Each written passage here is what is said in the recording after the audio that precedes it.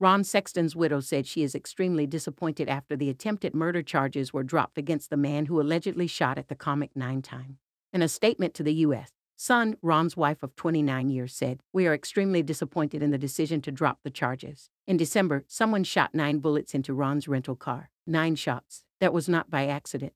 The person was trying to kill him," she said of the defendant Paul Berkemeier. According to court records, all charges against Paul were dismissed, including his attempted murder charge as well as the unlawful carrying of a handgun with a prior felony charge. While Ron's wife thanked the detectives who helped bring the charges in the first place, she continued, "We would like to express our frustration with a court system that allowed the repeated continuances that brought us to this point.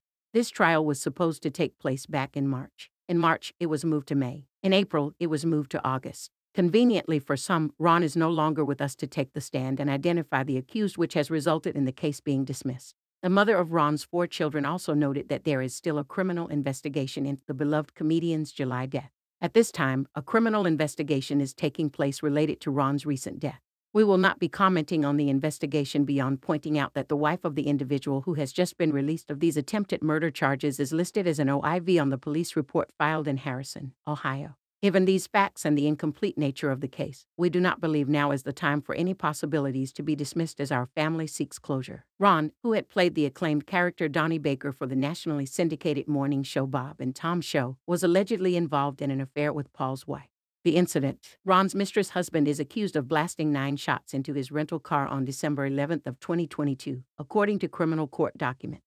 The comedian told police at the time that after his performance in Portland, Indiana, a rural town about 94 miles north of Indianapolis, he contacted the woman, identified only as Mrs. Berkemeier, and asked to meet her at a local bar in Indianapolis. Ron referred to Mrs. Berkemeier as his girlfriend, who both were currently married to other people, according to court records.